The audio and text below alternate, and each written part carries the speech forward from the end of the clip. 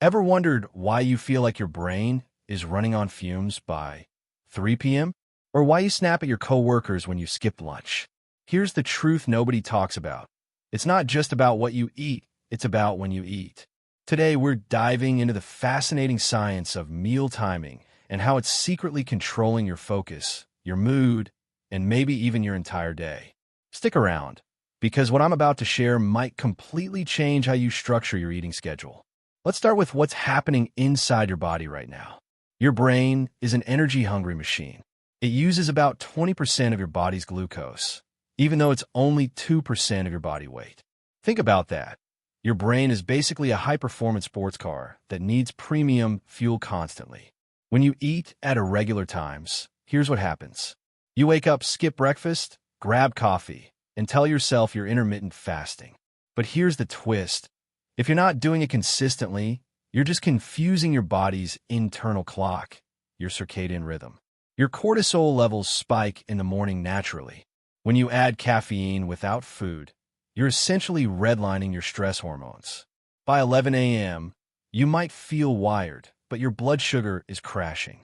Then you finally eat. Maybe a huge lunch around 1 or 2 p.m.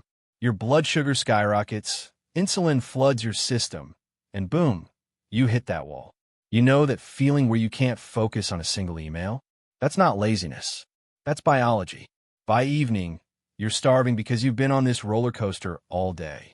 You overeat, your body goes into storage mode, and your sleep quality tanks because your digestive system is working overtime when it should be resting. Here's the kicker. When your blood sugar is unstable, your brain literally can't produce the neurotransmitters it needs for stable mood and sharp focus. Now let's talk about why irregular eating makes you feel like a completely different person. About 90% of your serotonin, the feel-good neurotransmitter, is actually produced in your gut, not your brain. When you eat erratically, you disrupt your gut's ability to produce serotonin consistently. Ever noticed you get irritable, anxious, or even tearful when you're hungry? There's actually a term for this, hangry. But it's not just a funny word. It's a real biochemical state. When you skip meals or eat at wildly different times each day, your body perceives this as stress. It releases cortisol to help mobilize energy stores.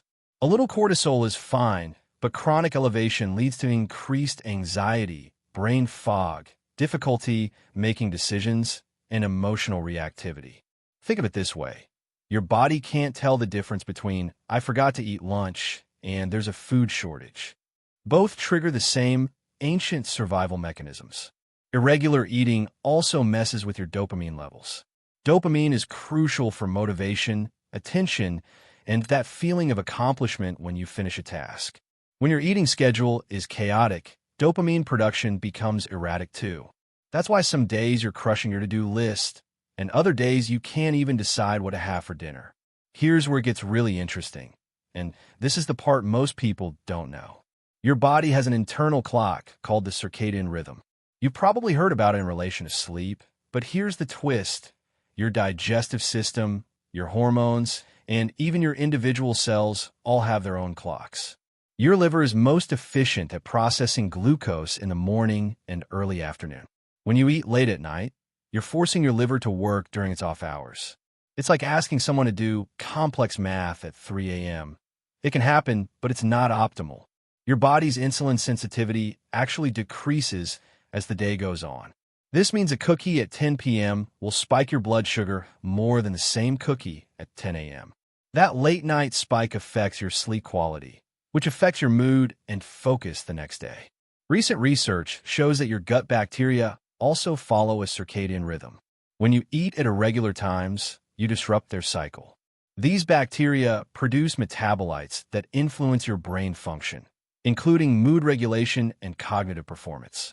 Imagine having trillions of tiny workers in your gut all showing up at different times, not knowing when the next shipment of food is coming. It's chaos, and that chaos translates to brain fog and mood swings. Here's something wild. Eating late at night suppresses melatonin production. Melatonin doesn't just make you sleepy. It's also an antioxidant that protects your brain. Less melatonin means poorer sleep, which means worse focus and mood the next day.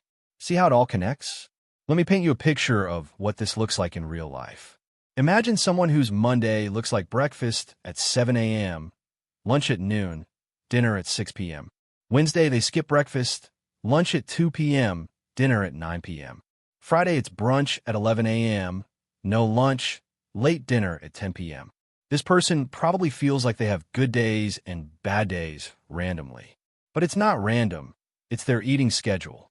Or think about the weekend warrior. Weekdays have structured meals and feel productive. Weekends they sleep in, eat whenever, feel sluggish. Then Monday rolls around, and they feel like they need a weekend to recover from their weekend. Sound familiar? The research is clear. People who eat at consistent times report better concentration throughout the day, more stable moods, better sleep quality, higher energy levels, and less anxiety and irritability. And here's the surprising part. This effect happens regardless of what specific diet you're following. Whether you're keto, vegan, paleo, or just eating regular balanced meals, the timing matters as much as the content. So what can you actually do with this information? Try to eat your meals within the same 1 to 2 hour window each day.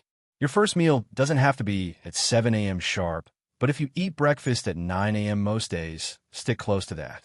Eat larger meals earlier in the day when your body is better equipped to process them. This doesn't mean you can't eat dinner. Just don't make it your biggest meal. Try to finish eating at least 2 to 3 hours before bed. This gives your body time to digest and doesn't interfere with melatonin production. Keep similar timing on weekends.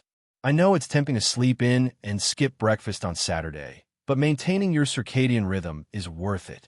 If you practice intermittent fasting or simply don't like breakfast, that's fine, but do it consistently. Your body adapts to patterns, not chaos. Look, nobody's perfect. Life happens, schedules change, and sometimes you will eat at weird times. That's okay. But now you know the science. When you feel foggy, irritable, or unfocused, ask yourself, when did I last eat? When will I eat next? Small shifts in meal timing can create massive improvements in how you feel and perform. If you found this helpful, give this video a thumbs up and subscribe to Health Craft Hub for more science-backed health insights. And drop a comment. What's your biggest challenge with maintaining consistent meal times? See you in the next one.